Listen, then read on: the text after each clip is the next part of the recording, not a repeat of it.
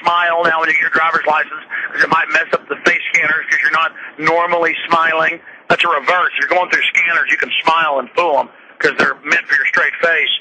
That's what the heat resonance ID scans they've got all of us are for, to track us. That's what the license plate readers are for. Pentagon design. But the Pentagon works for offshore banks now. We've been seized. Go ahead and laugh, listeners. The bankers will take everything you've got. They are eugenicists. Jason Bermas, take it over. Yeah, they are taking everything they've got, and if you don't realize it, we're going to be playing a clip up in the next segment where this woman is now forced to take her children to the mobile medical vans, but it's okay, because they have fun colors, and my children like them, and that's where we'll get our swine flu vaccines. Meanwhile, we finally have somebody coming out in mainstream media saying the swine flu fear is out of proportion. An infectious disease expert says fears about the spread of swine flu are out of proportion to the threat posed by the disease, and people who are not showing symptoms do not need to be quarantined. And this is out of ABC News. He's basically saying there's no need for quarantines. This is very mild. It's actually lighter than the regular flu. I don't know why they're hyping this up. There's no need to vaccinate yourself against it. And by the way, this week it comes out of the Mayo Clinic in Minnesota that if you take the regular flu vaccine, and let me hit you hard with this one, you take the regular flu vaccine, you are 3 times more likely to get the flu. Now, who in their right mind would stick themselves with a needle that they pay for to be 3 times more likely to get sick? And even in the article, the mainstream tries to peddle it like it's no big deal. It's not in the headline. Oh, it's a good thing. You still want to take your flu vaccine. These people make me ill. They seriously, really, really make me ill. And that Cyberbullying Act is H.R. 1966. And let me just read some of this. Cyberbullying can cause physical harm, including depression, negatively impact academic performance, safety, and the well-being of children in school. It's for the kids, the children. It can force children to change schools and in some cases lead to extreme violent behavior, including murder and suicide. Well, a lot of things can do that. Should we ban all those too? Hey, they're already banning dodgeball in a lot of school districts. That's how soft we are.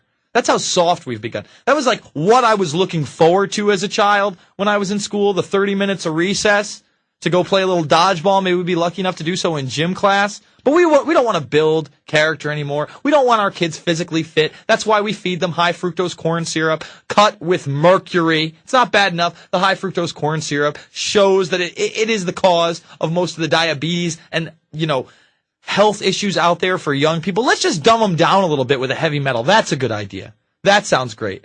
Let's take a call. Let's go to Rod in Oregon. Rod, you're on the line. Yes, sir. Hey, Jason. Hey, great job, buddy. I don't want to take you off your agenda, but I guess I came in a little later, but I had a comment about these highway pirates that continue to beat people up, and I get the impression that most of these guys that are in this kind of a mindset grew up on violent video games and watching SWAT team movies.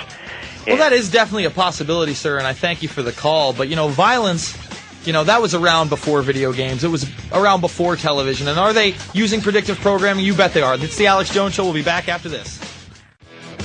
All right, we are back. It's the Alex Jones Show, and in a moment we're going to go to this clip of this woman who's really lost her entire way of life. Homes aren't selling. She's in one of the homes she's trying to sell. She is forced to get rid of her medical insurance, but it's okay because now we have mobile vans, and they're not just for the poor anymore. They're for the middle class that's dying. We've got Alex Jones on the line. Alex?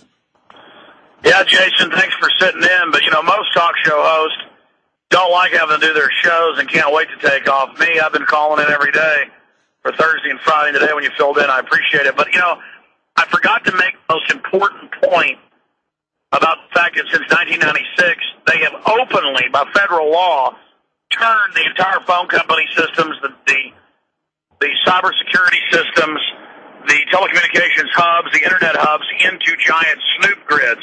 The phone company isn't tapped. It is the tap. I forgot the key, though. Everything was surveilled completely. Everything recorded since 96. And notice it didn't protect us from the Al-Qaeda attack of 9/11, as PNAC and the vice president called for staged terror attacks, and NORAD stood down.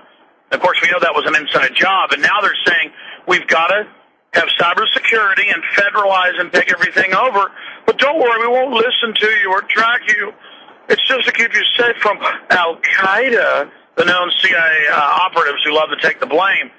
So that was my point on that. And as for this poor woman in the mobile vans, they say in the FEMA camp bill, kind of like 2 years ago they legalized warrantless wiretapping decades after they set it up, they say the FEMA camps will be these medical centers, and they'll have mobile vans and mobile education, and then this will be the center of the community, your federalization.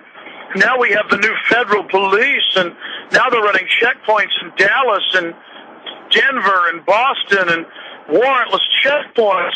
Again, warrantless checkpoints were in Nazi Germany. Police in black uniforms were in Nazi Germany. Police dogs. This isn't freedom, and it's not going to end any different. It's tyranny, people. This is a red alert. And I just hear there's so many pieces of evidence of this police state and how bad it is. But anyways, Bermas, just finish up with the clip. And, I guess it's normal, having face scanning cameras and thumbprinting to buy and sell, and, having to be biometrically scanned if you're a U.S. citizen to leave the U.S. now. Not just when you come in, but, when you go to Europe, they scan you and thumbprint you. But see, that they're under a global treaty, so they get you in the system that way. But now, when you come back in, this is slavery. Biometric scanners of your naked body going into the airports, this is humiliation. What comes next? I'm telling you, folks, you think it's cute to be slaves. It's not cute. And let me tell you something, too, cops. I think it's fun to serve this system. You have destroyed the country's future, the politicians, the whorehouses that are the state houses to the feds. We are going down the tubes, and unless people rally and wake up and get angry, the New World Order scientific dictatorship is going to win. It's MIT, Pentagon designed. It's far and we got to defeat it. Again, I'm like a junkie to get back on the air. Alex, hold on. I want you to explain to people what Internet 2 is and what this cybersecurity coordination is going to be. It's literally going to be an Internet that is run by the government and big business and big universities. You will have sub-pages on their domain sites, and every time you get on the Internet, you will have to biometrically scan, folks. You will have to biometrically scan your thumbprint. Yeah, so that they know who you are. Forget about an IP address, okay? This will be your personal biometric data to get on the net. And unfortunately, we dropped Alex because I really wanted him to break down what this is. It is a control grid. It's a more open control grid than ever. They will deny you your website. They will deny you access to information. You think these guys like that WikiLeaks is publishing documentation that the Bilderberg Group are the ones that brought in the euro and the European Union and started talking about it over 50 years ago? You think they like that? They don't. I promise you they don't like that. Yeah, we're just going to help you till you get back on your feet. Too bad the plan is that you're not going to be getting back on your feet and that we're going to just gut the middle class and socialize medicine altogether. That's what this police state is about. Did I say police state? I meant smart grid. Everything's going to get smarter as we digitize your phone records and Internet 2 comes in. Oh, we'll all be safe and healthy as we take the swine flu vaccine and worship the government. And there's a ton of news that I haven't covered yet. I'm going to try to blitz through that right now and into the next segment. I was watching Bill Maher on Leno in the final week of Leno this week. And all of a sudden, Bill Maher starts going into this tirade about stem cells and the far right and how we should have stem cell research. Well, we really don't have any arguments with stem cell research anymore because they're not going to be using the fetuses of babies, Bill. I'm surprised that you're actually behind this. We've been reporting on stories in the past couple months that they are now making stem cells out of living skin tissue. They're furthering this even today. This is out of Reuters today. U.S. company finds safer way to make stem-like cells. U.S. researchers said on Thursday they had come up with the safest way yet to make stem-like cells using a patient's ordinary skin cells, this time by using pure human proteins. The team at Harvard University and Massachusetts-based Advanced Cell Technology, Inc. said their technique involves soaking cells in human proteins, then turn back the clock biologically, making the cells behave like powerful embryonic stem cells. Dr. Robert Lanza of Advanced Cell sees almost immediate commercial applications. After a few more flight tests, in order to assure everything is working properly, it should be ready for commercial use. So again, This issue of whether we should be doing stem cell research, it's here. It's there. Don't think haven't already been doing this behind the scenes. I mean, we're being announced that they're making not only green glowing pigs, which again, pass the traits on to their children. Yes, that's right, they glow in the dark. But now we have green glowing monkeys that are having green glowing babies. And scientists out in Japan said they have cloned glow in the dark dogs as well. Bioengineering is a reality, folks. It's something we have to own up to and realize is going on right this second. It's the Alex Jones Show. Back after this.